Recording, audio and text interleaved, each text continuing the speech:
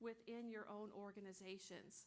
The last activity that I have planned as part of this program is to review with you a case study that was put together from our Office on Quality and Patient Safety, which is an aggregation of the sentinel events reported to Joint Commission from actual suicides that have occurred and that were reported to us. So there is a case study that I thought would be a good activity for us to do together to facilitate some discussion to help evaluate risks within this case study so that you could better evaluate those risks within your own organizations. At least that's my hope and my plan. We have a booth here, and at that booth there are copies of the case study, and there are copies of an R3 document which we publish whenever there's a change in our standards that go over rationale and resources. There are links in this presentation, but there are also hard copies at our table if you want to take a hard copy home with you. But they're also available on our website, and there's website instructions there too. So that's what I thought would be helpful and beneficial, and we can certainly adjust as we go, and I would welcome your comments, questions as well. We always start presentations by just a review of the Joint Commission mission and vision statement, and if you look at that vision, our vision is that all people will experience the safest, highest quality care, and that's really why we all have the same, really, don't we? I mean, we all want that same thing, and then we go about achieving that vision through continuously working with our stakeholders, collaborators, the public, by evaluating and hopefully inspiring organizations to improve. And I'd like to include a list of the activities that Joint Commission that we do as part of our work. You notice that the very first one is standards and surveys, but there's a whole lot of other things that we are involved in order to help you improve and improve the care that all patients receive. So a lot of activity that we're involved in, and I'm happy to talk with you, afterwards. My contact information is also as part of the slides if you have questions after we're finished. So as far as sentinel events, it's interesting to me that year after year, the same 4 sentinel events are the same 4 top reported sentinel events to the Joint Commission. So you see there at number 4 is suicides reported. You know, sentinel event reporting is voluntary.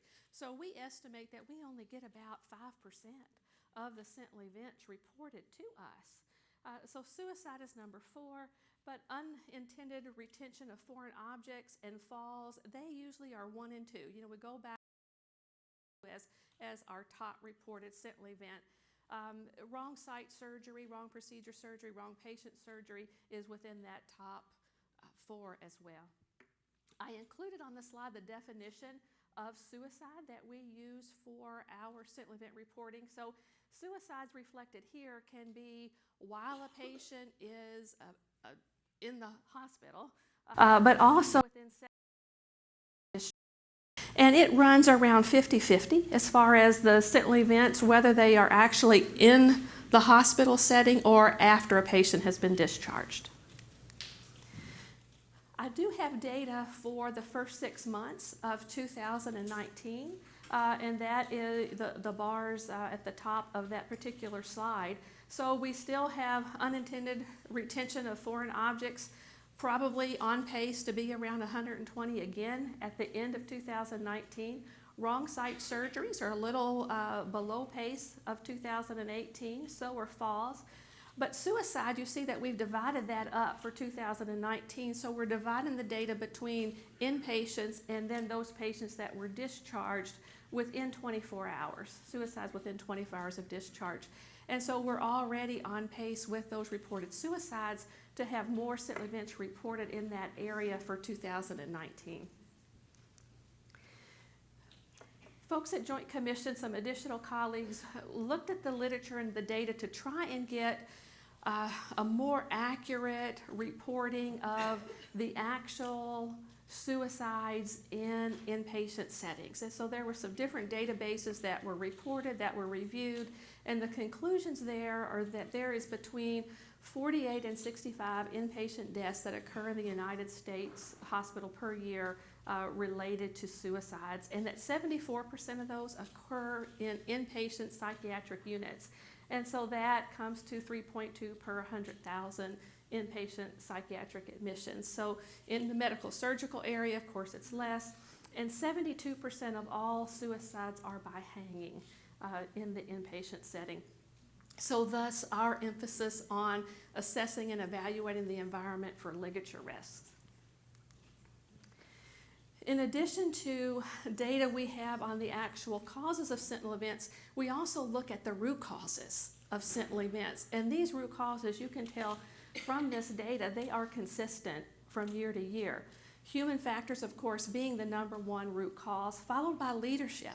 And the session right after this session addresses that in talking about how leaders can establish a reporting culture so your staff aren't afraid to speak up when there are issues or risk points. I was a surveyor, as you know, and one of the observations that I have had related to suicide risk is when we found that patients in an inpatient psychiatric unit were not having suicide risk assessments done. And you know why? 3 months before the survey, they had changed their electronic medical record. They thought that the improvements they made in suicide risk assessment were live and that the nursing staff were using this expanded suicide risk. Well, that suicide risk did not move to production in live. So for 3 months, the staff weren't doing suicide risk assessments. And do you wonder why staff didn't say, hey, where's our suicide risk assessment? Or, something is wrong here. I thought this was supposed to be live. Well, we didn't go into that on survey. But, it begs the question there about how do you as leaders create an environment where staff will speak up and let you know when there's a risk to your process or when something's not right, when something's not right. I highlighted in red the 3 root causes that are particularly important or that consistently show up around suicide sentinel events. Communication or failures in communication, which can be related to the electronic medical record, but it can also be related to handoff communication. Assessments, where there is not either accurate assessment or not an assessment at all done. And then physical environment, and we mentioned those ligature risks. We have a lot of data at the Joint Commission, and this is a summary of the National Patient Safety Goal data from 2018 through the end of June 2019. And if you've had a Joint Commission survey within the last, since 2017, you may be familiar with our SAFER matrix. And the SAFER matrix gives organizations an evaluation of the risk to the findings that we have in your survey report. So the lighter the color, the lighter the risk. The darker the color, of course, then the more severe or significant the risk. And if you see that purple bar at the very far right, that is those findings that led to immediate threat. So we had 3 elements of performance around the National Patient Safety Goal through June of this year. The most frequently cited observation was in that element of performance 2 for the National Patient Safety Goal, and that was related to the appropriate level of care being provided. The second most frequently cited element of performance was element of performance 1, which was the requirement we had around evaluating or assessing the suicide risk. And then element of performance 3, the last bar there, was related to providing contact information at discharge for those patients who were at high risk for suicide. I thought it would be helpful to go over some actual observations in those particular elements of performance so that you could see what the issues were specifically and then better evaluate your own practices at your organization. So I'm going to take a break and take a drink because I've been talking, seems like fast, and that's fast for somebody from Alabama. So I need to take a drink. Do y'all have any questions at this point about the data or the sentinel events or the root causes? Anything come to mind? Any burning questions? Okay. Sorry for that. Little break. Okay. So element of performance 2, addressing the patient's immediate safety needs and most appropriate setting for treatment. One of the most frequently cited observations here was related to video monitoring. And you know, video monitoring is allowed for those patients that are high risk for suicide if it is a supplement to that one-on-one continuous observation. And the observer is readily available to intervene if needed. Also, video monitoring can be used if that one-to-one within arm's reach of a patient would be dangerous to the provider. So there are circumstances when video monitoring would be acceptable, but not in this particular case. In this particular finding, there were a security officer and a nurse assigned to watch 4 patients that were at high risk for suicide at one time. And when the surveyor was there, the surveyor observed that, well, nobody was watching the monitor, basically, was what it was. And then the nurse had to leave, and it only left the security guard there, so there was not someone that can continue to observe those high-risk patients should one of the patients need immediate intervention or action. So that was the finding there, and we saw that a lot this year. Another example were findings related to patients who were at risk for suicide, at high risk for suicide. So let me emphasize the high risk, because the requirements we have in our National Patient Safety Goal are for those high risk for suicide patients.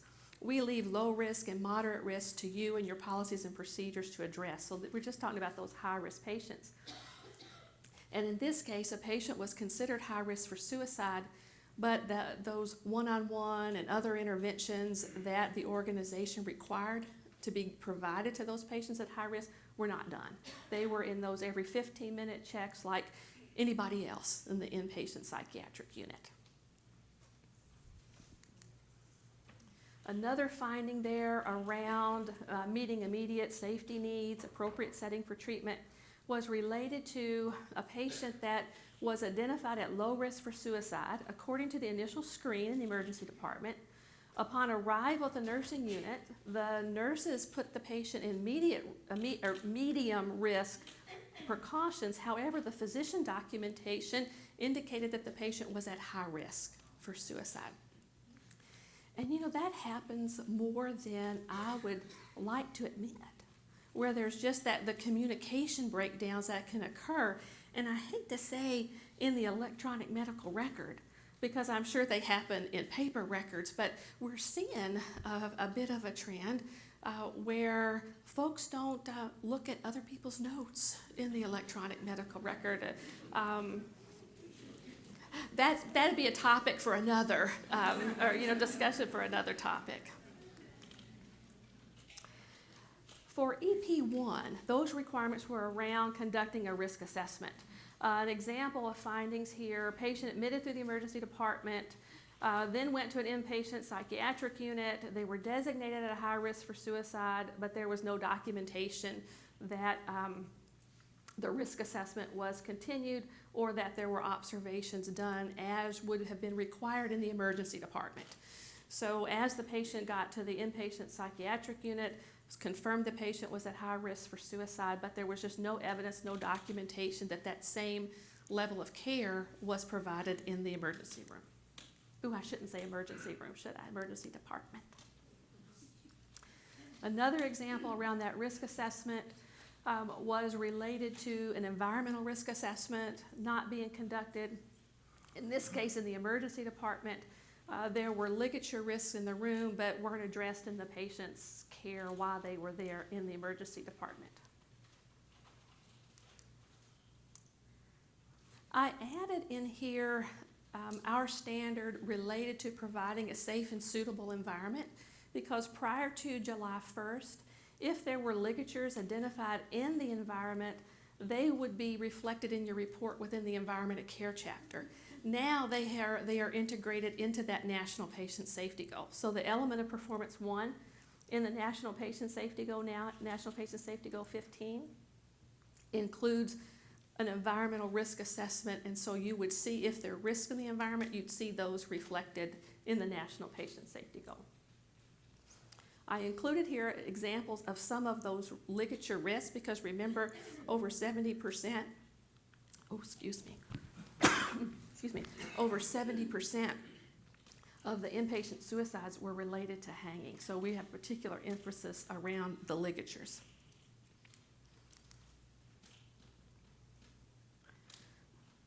In element of performance 3, that's where we required resources, contact information to be given at discharge, and this was just an example where we couldn't find evidence that discharge information, contact information, suicide hotline, as an example, was provided to the patients.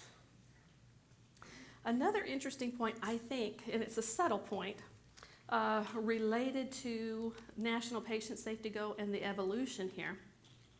I'm going to take a drink and pause for effect so you can think about it.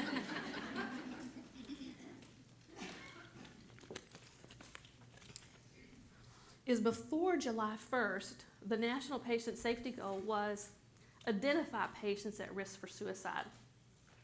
Now, the National Patient Safety Goal is reduce the risk for suicide. So we have evolved. We're getting a little better.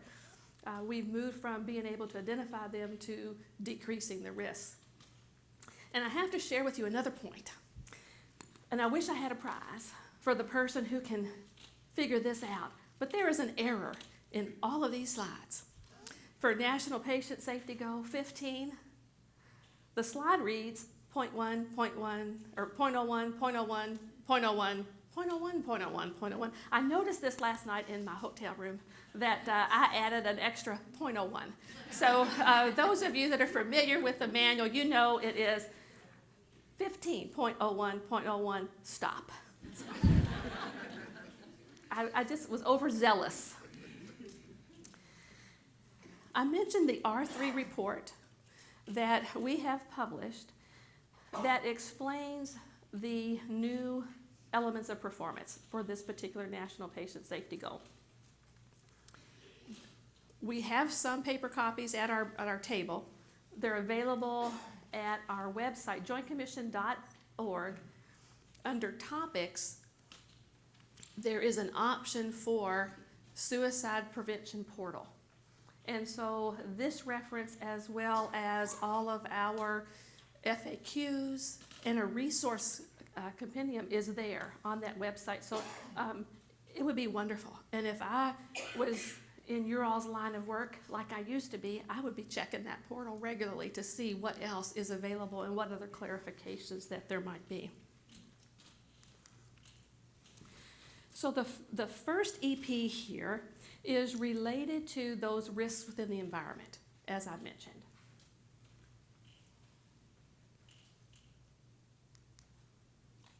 EP2 is a requirement around screening all patients. Now, all patients that come into your hospital, period, or all patients that the primary reason they're being treated is for a behavioral health reason. It's the latter, right? It's the latter. And so that is a point of clarification that we have a lot of discussion about with our organizations, because there's some confusion about, well, do we screen everyone? And some organizations have chosen to screen everyone, and that's okay.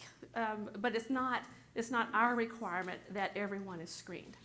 Some organizations have chosen to screen everyone because of the comorbidities that are in place now with our patients with medical surgical diagnoses. When I was a surveyor, I used to be part of our special survey unit where I would come in and help organizations evaluate risks related to sentinel events and other concerns that were reported to the Joint Commission. And I remember two in particular that I was called upon to evaluate. Neither were suicides that occurred in inpatient psychiatric units. They both had occurred in medical units. One was an elderly woman who was going to have to go to long-term care the next day, and she committed suicide during the night, during the evening before her transfer. The second that I was called upon to evaluate was a young man who had been in the acute care med-surg hospital for substance abuse and withdrawal symptoms, and was going to go home with his family the next day. And he received word that his family had decided they did not want him to come home. And so he had committed suicide shortly after receiving that information. So neither of those patients were in inpatient psychiatric units. So our requirement is not that screening is done for everyone. Some organizations do for those reasons.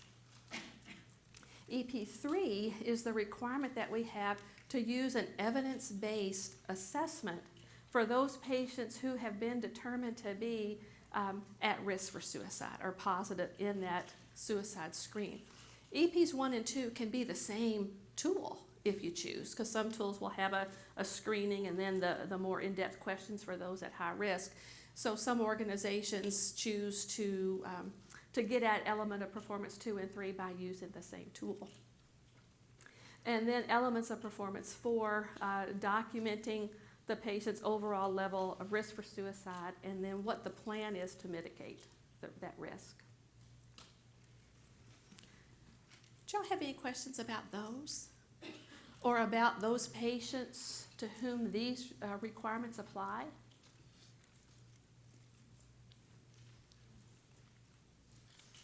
It's a big group. You wouldn't be shy to ask, would you, if you have any? Yes, ma'am. Yes.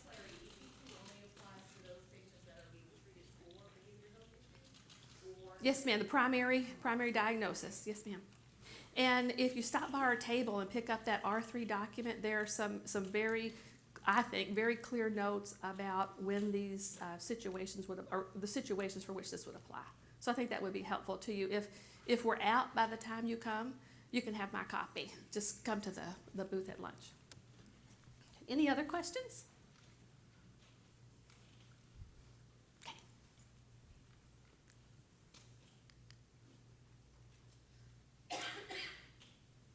Element of Performance 5, and these are new. Element of Performance 5, written policies and procedures addressing care of patients that are identified at risk for suicide.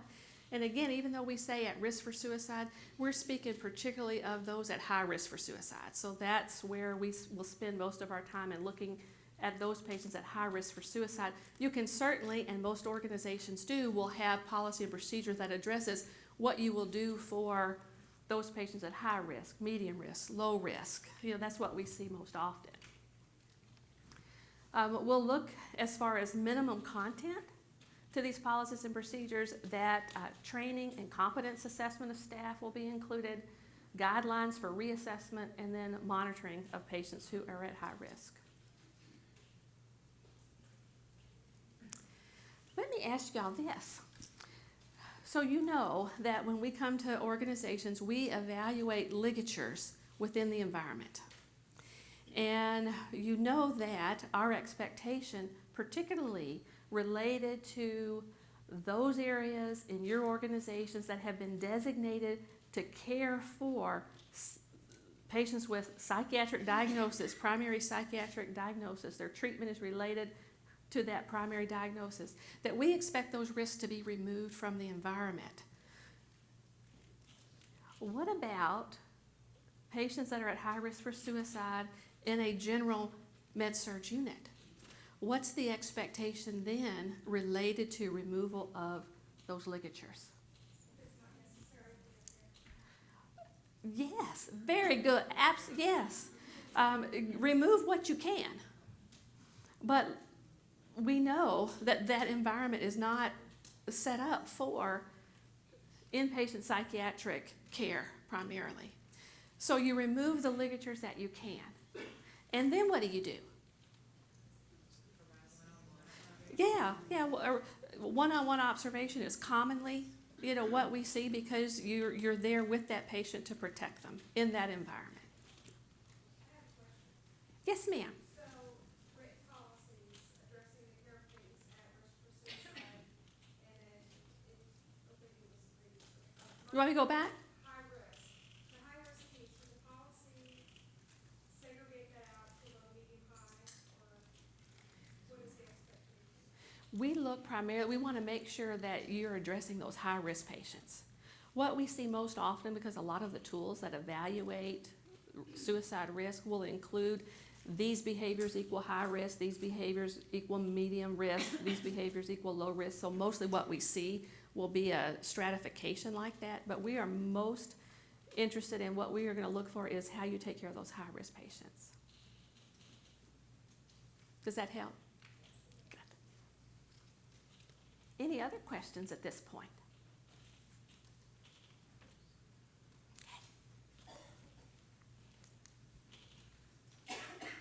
Element of performance 6, well, we want you to have policies. And when we want you to have policies, well, we expect you to follow them. So we've got an element of performance about following those policies.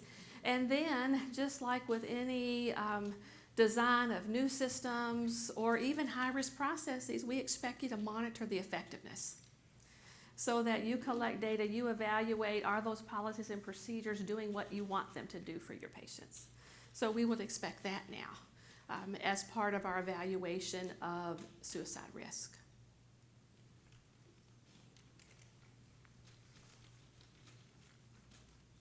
Any questions? Yes, ma'am. You looked inquisitive.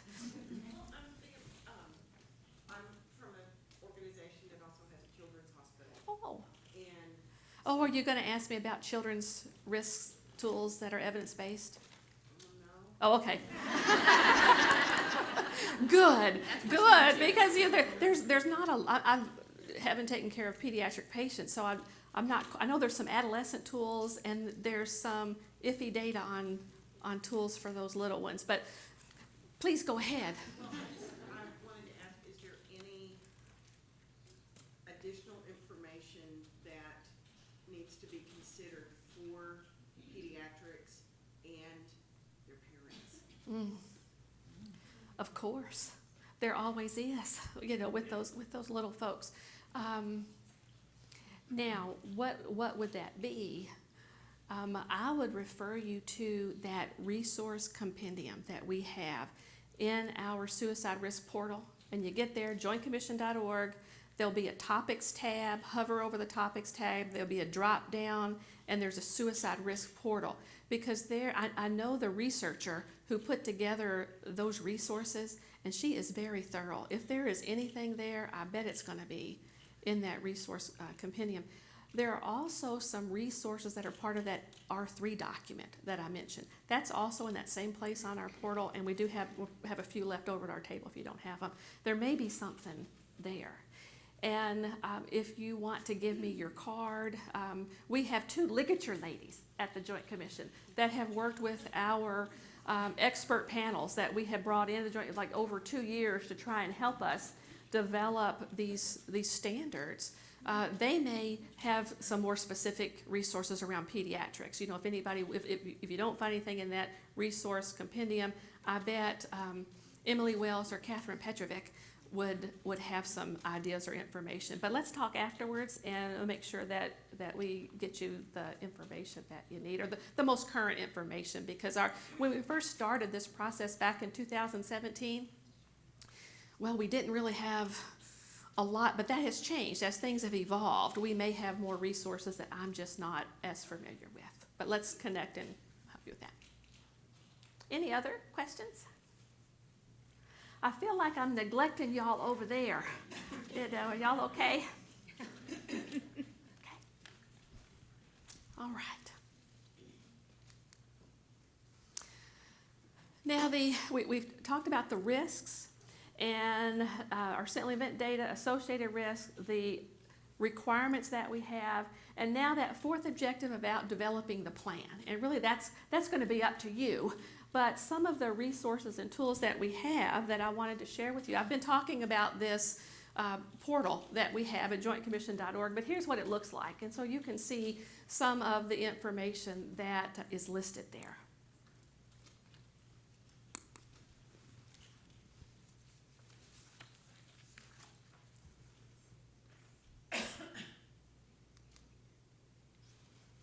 And then I'm going to stand over here so I won't feel like I'm neglecting y'all, as much. So the last thing that I had planned was to go over with you and to facilitate some discussion on a case study that was put together by our Office of Quality and Patient Safety that was an aggregate of sentinel events reported to Joint Commission and the root causes that were identified, as well as organizations' action plans based on those root causes. So this serves as an aggregate, it's not one patient's particular example. We do have some of these at our booth. If you are interested in taking this and using this as a CE opportunity with your organizations, or a case study to talk about with your patient safety committees or groups, feel free. This is also on our website, but we have some over at our booth as well. So in this particular case study, there was a young man who had overdosed.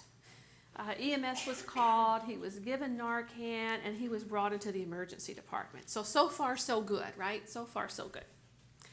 Upon his arrival to the emergency department, a nurse performed a suicide screening using questions adapted for the organization's electronic medical record. So do any red flags jump up there? Well, how many times has this happened where you have a tool that you identify from the literature and you give it to your IT folks, and there's a little change here, a little change there to fit within the constraints of the electronic medical record? Well, that's what happened in one particular case. So the screening questions were pared down and was not sensitive enough to pick up this particular patient's risk for suicide. So the suicide screen that was modified was conducted, and it was negative. While this gentleman was in the emergency department, he shared that he had recently lost his job and was having relationship issues. But he assured the nurse that the suicide was it was accidental, and it was there just to help. He took the medication to help him relax. So had the original screen been done, there would have been an analysis or an assessment of those other factors. Where's our psychologist friends there? Those other factors related to risk for suicide, relationship issues, loss of job. So those social issues were captured by the nurse, but not in the screen, and they were not shared with the physician, the ER physician. It was busy there. This particular patient was the third overdose patient that this emergency department physician was caring for that particular shift. Because the screen was negative, and because the patient assured the physician that the overdose was accidental, wasn't on the radar screen, for this particular emergency department physician, because there was low oxygen saturation, and the patient was worked up for potential aspiration pneumonia.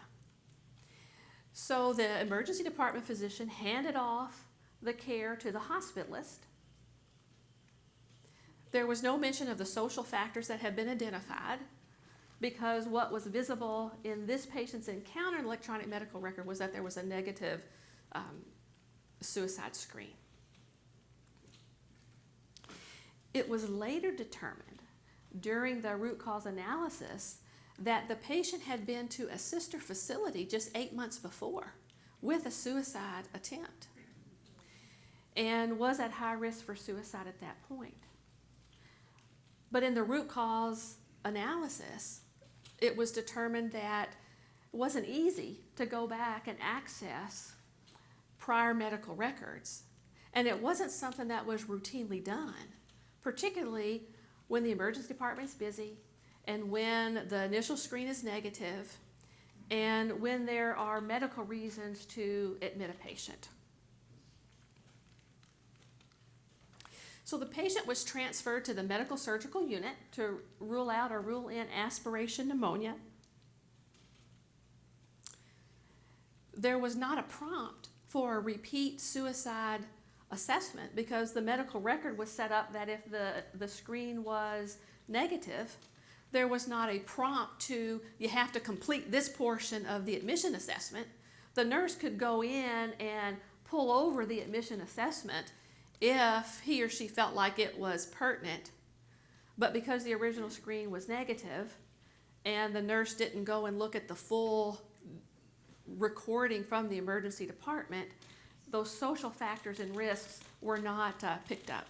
So there wasn't the handoff communication from the emergency department nurse to the medical surgical nurse. And there wasn't a prompt to repeat the suicide screen because the initial screen was negative, and in order to do another screen, the nurse had to go out, find it, and pull it into the regular admission menu. Now, when you're hearing this, are you thinking this could happen at my place? Or are you thinking these root causes are sounding a little familiar because we've identified the same root causes in other issues that we evaluated? So hopefully you're beginning to think maybe of a plan, that last objective in how to evaluate your organizations for suicide risk. So the patient is being cared for in the medical surgical unit. He is sharing with different providers that, about his relationship issues, about his loss of job, and making comments like, I wish I could just sleep forever. I wish this, could all be over soon. And different providers were documenting that, but not where it could be accessible, and it was not communicated verbally to the other providers about these concerns. So we'll stop this particular, scenario. We know where, or we know where it ended, for this particular individual. But when you think of the root causes, what root causes were identified here? Let's just call them out. What were the root causes?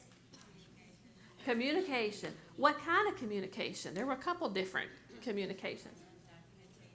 Documentation, handoffs, yeah. And if you think back to that slide for root causes to sentinel events, communication. Communication is always up there within the top 3, 4, or 5 in any sentinel event. Failures or breakdowns in communication. Assessment. I heard assessment. What kind of assessments? What about assessments? Yeah, adaptation away from the evidence-based assessment tool. Yeah. Yeah. Right. It wasn't sensitive enough to pick up loss and other social issues. Yeah. What about the role of the electronic medical record? Should we just skip that?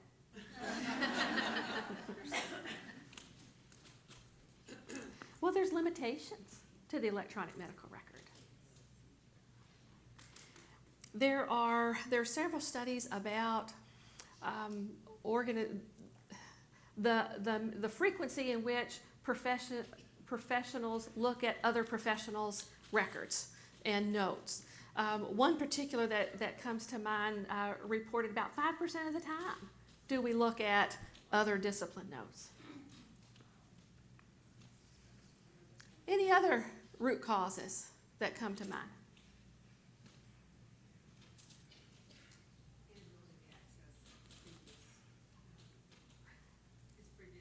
Right, right.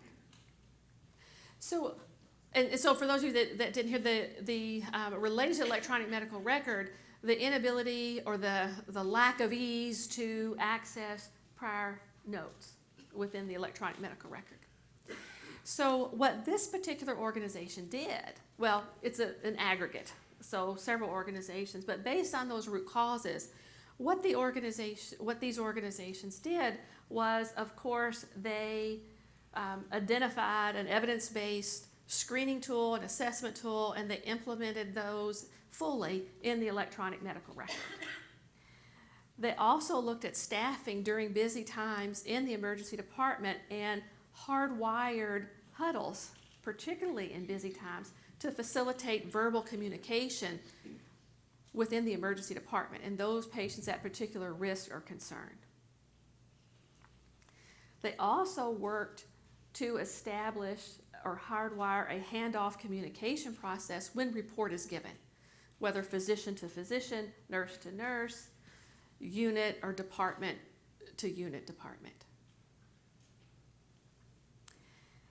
They worked on education and ease of accessing previous electronic medical record, provided some additional interdisciplinary work around sharing information among disciplines, including the ease of the documentation, sharing documentation, how to have that integrated plan of care so that if a physical therapist identifies an issue, that he or she can include it in the plan of care, in the coordination, in one way or another, whatever system your organization uses.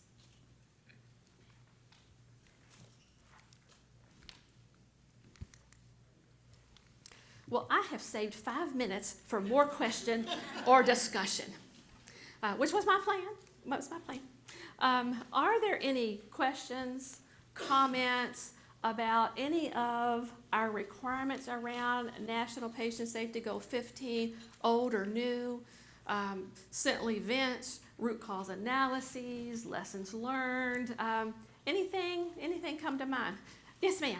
What is the Joint Commission's take on sitters who do you have a program that you go through some sort of formal training through the organization, or what qualifies somebody to be a sitter for one-on-one observations?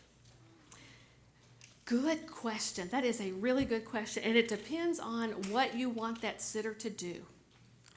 So you would need to provide education, training, competency validation for any sitters you use so that they can do what you want them to do. If you want them to be able to intervene, then you should train them, competency, evaluate them on intervention. If you want them to yell real loud and let the nurse know something's wrong, then you need to train them, on that. So it varies what you want sitters to do. And so it's up to you to decide. And whatever you decide you want those sitters to do, that's what they need to be trained and competency evaluated on. I could tell you stories about observations of sitter use, but that might take the rest of our time. So I will come up afterwards if you want some stories on that. Yes, ma'am. Hi, Lisa. Hi there.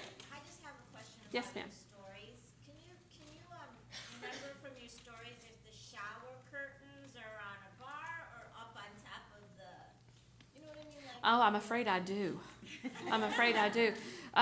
If you go on our website and look at our FAQs, we say that the Joint Commission does not, although we consider shower curtains a risk and would expect organizations to have identified the risk and take steps to mitigate the risk, we don't say you can't have shower curtains or you have to have shower curtains or what kind of shower curtains you have to have. We know it's a risk. We would expect you to evaluate it as a risk and then have a mitigation strategy. You had mentioned the bars. We would certainly expect those to be breakaway and not able to hold any or much weight at all. I think there's like a 5 pound, there's different weight limits, but we would expect that to break away with any weight. Does that help? Yeah, we've, I could tell you stories about shower curtains too, we all want to do what's best for the patient. And I know we've had organizations change out all their shower curtains and then change them all out again. And we leave the shower curtains up to you on have them, not have them, and what kind. But we do expect acknowledgement. It is a risk, and that you have a mitigation strategy for the risk. Yes, ma'am. Are there any programs on mindfulness in this whole dynamic? Because it's like, maybe this suicide person is telling their story, but they're telling it to 4 different people. If there's not one person hearing the narration of their story, it's a little hard for people to understand the gravity or the risk in that. I think we break it apart so much that it's hard to identify that person, because somebody has to be in the mix that's mindful, that's attentive, that's looking into the whole story. That is an excellent point. Because in these situations, you have a nurse that's taking care of another group of patients. You have a physical therapist. You have a dietitian. Who is that coordinating person? That's putting those pieces together. It sounded like in the one story that someone was taking care of 4 people that were at risk. It seems like a lot to me in a acuity kind of dynamic. Mm-hmm. Being mindful, putting the story together for each person, so that you do a good job at identifying them. It was like the emergency department. The physician was caring for his 3rd overdose patient, and in that particular scenario. But point well taken, truly. We've got to figure out who's the coordinator of the care. I'd like to think it's us as nurses, but that's my opinion. Not the Joint Commission opinion, but that's my opinion. Let me do a time check. 2 minutes. Although your comment would be a good place to stop, I think with that mindfulness and coordination of care that's required. But we have 2 minutes, so if any other? I have 2 minutes if my clock is right. How are you? Okay. Okay. I'll ask a quick question. Yes, ma'am. And maybe I misread it, but a patient that commits suicide after discharge from the emergency department. Yes. Is it 24 hours or 72 hours? It was 72. Now it's Okay, 24. and now it's 24. Yeah. Okay, thanks. Yes. Is that just for the emergency department, or just? No, it includes the emergency department, but it is discharge from your organization, including discharge from the emergency department. So if they're not admitted, but they leave the emergency department within 24 hours, if there's a suicide, then that would meet our definition of sentinel event. Okay. Yes, ma'am. Do you see the legislation will lead to universal screening? No, not yet. Only because it's not all organizations would have the resources to do it. A lot of organizations have moved to it. I think it's certainly a leading practice or a best practice. In the R3 document, there's some commentary and notes about it, but reinforcement that it's not our requirement that there be universal screening. Now I think I have taken those 2 minutes that have. Oh, thank you. It was a pleasure. A pleasure to be with you all. Thank you so much. Thank you. Helping us. We appreciate you. No, I appreciate it. All right, everybody, we got 5 minutes. The next topic in this room is creating a learning organization.